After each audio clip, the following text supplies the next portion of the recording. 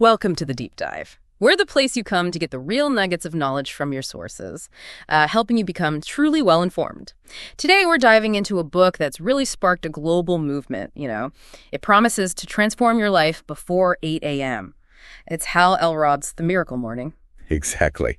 And it's really more than just waking up a bit earlier. It's framed as a fundamental rethink of our potential, how we actually tackle each day. He makes some pretty bold claims about achieving this level 10 life across the board. And it all starts, he says, with how you kick off your morning. Yeah, and when you look at the stats he shares in the book, it really does feel like a lot of us could use a shift. Get this.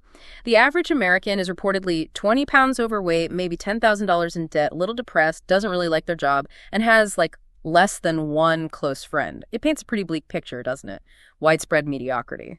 But Hal Elrod's point is we are not stuck there. Expert, what makes these stats hit home, and how does the book explain how we got here? Well, that's really the heart of it, isn't it? Hal argues this isn't just, a few unlucky people. It's the outcome of something like 95% of society settling, often without even realizing it, settling for much less than they really want. And he backs this up. He cites Social Security data suggesting only a tiny fraction, maybe 5%, end up financially successful by retirement age. So this widespread regret he talks about, it's not just theoretical, it's the quiet wearing away of potential. It really is a stark reality check. I mean, think about it. If you rate your life areas, success, satisfaction, fulfillment on a scale of 1 to 10, nobody says, oh, I'm aiming for a solid 7 in health, or, level 6 career sounds about right. We all want level 10 deep down. So if that's true, why do so many people actually settle like the book says? What's stopping them? That's the million-dollar question The Miracle Morning really tries to answer. The book suggests it's not that people lack the desire. It's often an unconscious choice reinforced by what everyone else is doing, societal norms. What's really fascinating, though, is the core belief behind it all, that every single one of us is worthy and fully capable of creating an extraordinary life. It pushes back hard against the idea that settling is inevitable just because it's common. Mediocrity isn't presented as our default state, but as something we choose consciously or not. Okay, so if we're not doomed to mediocrity, how did Hal Elrod himself figure this out? His story is pretty incredible. It starts from rock bottom, right? Not just once. First, when he was only 20, hit head-on by a drunk driver, actually pronounced dead for 6 minutes, broke 11 bones, permanent brain damage. They told me he might never walk again. And yet somehow, he came back from that. Yeah, that's amazing in itself. But what's almost more revealing is his second rock bottom. This was 2008, middle of the recession. He's suddenly facing, $425,000 in personal debt, deeply depressed, physically out of shape. And he said this period felt worse than the accident. Worse than dying and being told you might never walk. How? Because, as he tells it, this time he was completely alone. After the accident, there was support, sympathy, but with the financial collapse, nobody felt sorry for him. It was all on him.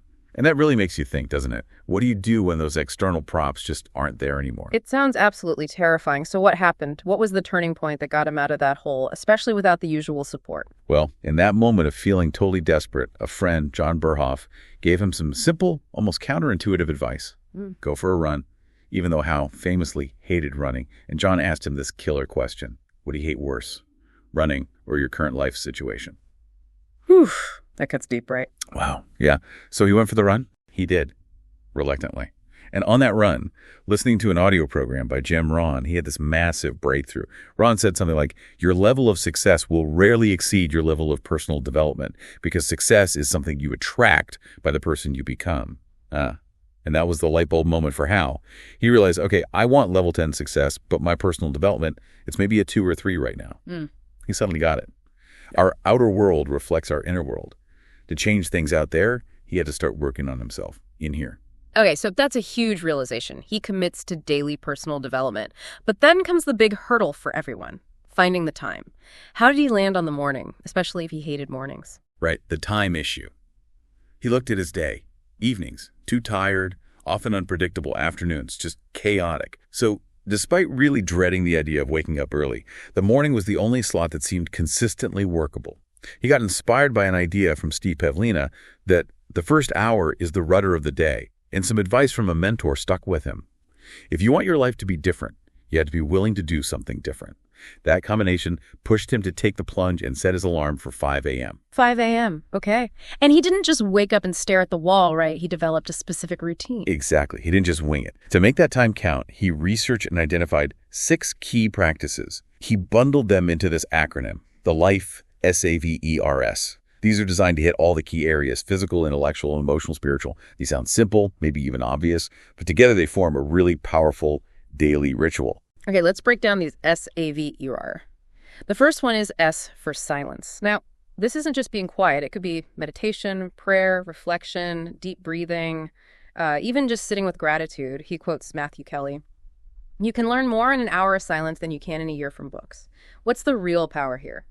It's about intentionally creating space. Yeah. In our hyper-connected, noisy world, that silence is where you sort of reset your internal system. You stop reacting constantly to everything coming at you. Instead, you get proactive.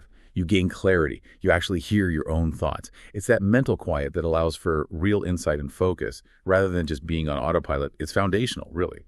Makes sense. Okay, next is A for affirmations. Yeah. This is about consciously designing your self-talk, right? Not just positive thinking, but really programming your beliefs, like the famous Jim Carrey story, writing himself that $10 million check way before he got it. Or how Hal used affirmations to overcome his own belief that his memory was shot after the accident. How do these actually work? Is it just wishful thinking? Not at all, according to the book, and frankly, a lot of psychology. Affirmations work directly on your subconscious mind. What we tell ourselves over and over, consciously or more often unconsciously, becomes our reality filter. It shapes our beliefs about what's possible. So affirmations are a tool to deliberately replace those old, unhelpful, limiting beliefs, I'm not good enough, I can't do this, with empowering ones that align with where you want to go.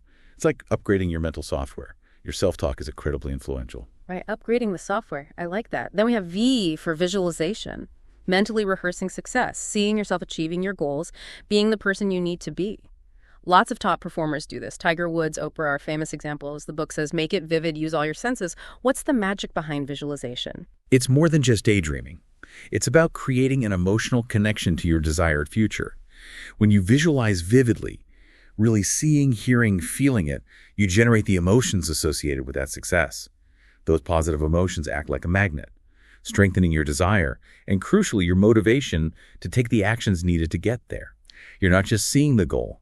You're feeling yourself as the person who achieves it. It makes it feel more real, more attainable. Okay, got it.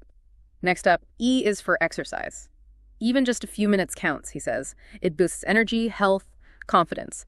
Hal specifically mentions yoga, linking it to this concept, the Sha, emphasizing holistic well-being, body, mind, spirit, all connected. Why exercise first thing? Because our physical state is so deeply tied to our mental and emotional state. Getting your body moving early, even briefly, floods you with endorphins, cuts down stress hormones like cortisol. It basically puts you in a peak state. You feel more alert, more positive, more capable. It sets an energetic, proactive tone for the whole day. You feel like you've already scored a win before most people are even out of bed. A win before breakfast. I like it. Okay, R is for rating. He frames this as a fast track, learning from experts. Just 10 pages a day adds up to, 18, 20 books a year? It's about modeling success by absorbing the knowledge of those who've already done what you want to do. Why is this so key? Reading is like downloading wisdom, isn't it? You get access to decades of experience, insights, strategies from top minds, basically for free or very little cost. It helps you bypass years of painful trial and error. But it's more than just information. It's about reprogramming your thinking. When you immerse yourself in the mindsets and methods of successful people, you start to internalize them. You gain new perspectives, practical tools. It really accelerates your learning curve. Okay, downloading wisdom. Yeah. And finally, the second S is for scribing, journaling, essentially. Getting thoughts out, capturing ideas, reviewing lessons. Hal talks about something called Gratitude 2.0. Could you unpack that? And how does it combat this gap focus idea? Yes, Gratitude 2.0 is really interesting. It goes beyond just listing what you're thankful for today. It involves regularly going back and reading your past journal entries. When you do that, you see the progress you've made, the challenges you overcame, how much you've actually grown. It creates this powerful feeling of gratitude for both the journey and your present situation simultaneously. This directly fights gap focus, That tendency we all have to fixate on what's missing, the gap between here and where we want to be. Reviewing your past wins reminds you of your capabilities, builds momentum, and fosters appreciation. It shifts your focus to accomplishment.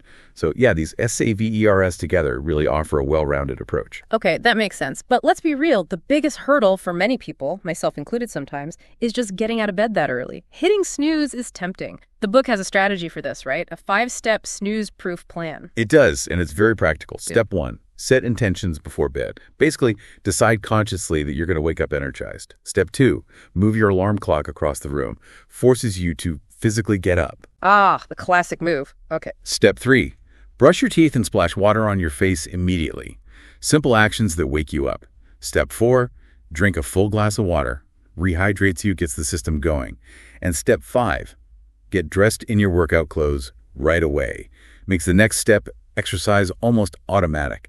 It's all about building that initial momentum. So it's not just willpower, it's creating a system to make it easier. Is there more to it psychologically? Absolutely. It's about breaking the pattern. Each small step disrupts the comfort of staying in bed and engages your mind and body. It creates forward motion, making it harder to reverse course. It tackles that you snooze, you lose idea head on. But beyond just waking up, the book talks about habit formation in a really useful way, breaking down the 30-day process. Right, the 3 phases. This was eye-opening for me. Days 1 to 10 are unbearable. This is where most people bail, thinking the initial struggle is how it will always feel. Exactly. They mistake temporary difficulty for a permanent state. Then days 11 to 20 are uncomfortable. It gets better, but still needs real discipline. You're not quite there yet. The novelty wears off, but the habit isn't ingrained. And finally, days 21 to 30 are unstoppable. This is where the magic happens. The habit starts to feel like part of who you are, maybe even enjoyable. It becomes integrated into your identity. That's the goal. That unbearable phase. That really explains a lot about why new habits fail. And it makes me think of Hal's story again, becoming an ultramarathoner. He hated running, could barely run a block after his accident. But using this 30-day framework, he ran 52 miles less than 6 months later. How do we adopt that mindset to push through day 1 to 10? I think the key is understanding that the unbearable phase is temporary and normal. It's not a sign you're failing, it's a sign you're stretching yourself. The book really emphasizes committing fully for those first 10 days, knowing it will be hard, but trusting the process that it will get easier. It's about building that belief incrementally. Trusting the process. Okay, now the book also digs into why we get stuck in mediocrity in the first place. One big reason is something called rearview mirror syndrome. What exactly is that? Our rearview mirror syndrome. It's a powerful metaphor. It describes our tendency to constantly look back at our past, our failures, our limitations, who we used to be, and let that define who we are now and what we're capable of in the future. So if you failed at something before or always saw yourself as, say, not a morning person, you keep projecting that past identity onto your present and future, effectively limiting yourself based on old data. So we're driving forward while staring in the rearview mirror. Makes sense. How do we break free from that? The solution offered is quite direct. Consciously interrupt that pattern. You have to actively tell yourself, my past does not equal my future. And then crucially, start using tools like visualization and affirmations to imagine and install a new identity, a new future of limitless possibilities. This ties directly into another cause of mediocrity the book mentions, simply a lack of personal development, which of course the Miracle Morning routine is designed to fix head on, precisely. And the book really hammers home the urgency. It argues now matters more than any other time. It's fighting against that someday mindset. Someday I'll get in shape, someday I'll write that book, someday I'll be happy. That someday thinking leads straight to procrastination and regret. The call to action is to draw your line in the sand today. Decide now to stop accepting less than you deserve and commit to living differently from the 95%. Wow. Okay, so putting it all together, this deep dive really shows that the Miracle Morning isn't just, a few nice tips. It's a whole system. It starts with fundamentally changing how you wake up. And then by consistently practicing these SAVERS day after day, you actively shape yourself into the person who can create that level 10 life you desire. It really is a compelling invitation, isn't it? An invitation to step beyond those limits, whether they're self-imposed or societal. And we've heard Hal's story, but the book is full of examples, students, CEOs, parents whose lives were genuinely transformed by this. That's why he includes the 30-day life transformation challenge. It's a structured way to implement this, starting with a really simple plan for your very first Miracle Morning, takes the guesswork out of it. So, as we wrap up, maybe something for you, the listener, to think about. What really stands out to you from all this? Consider that Jim Rohn quote again. Your level of success will rarely exceed your level of personal development. If that's true, what's one small, consistent thing you could start doing today to invest in becoming the person you need to be? Yeah, think about that. If today's life is basically a result of yesterday's habits, what habits are you willing to consciously build over the next 30 days? What could that unlock for your future? It's a direct challenge, really, to step up and define what's possible for yourself. We hope this deep dive into the miracle morning has given you some valuable insights, maybe even a practical path forward. Until next time, keep exploring, keep learning, and keep thriving.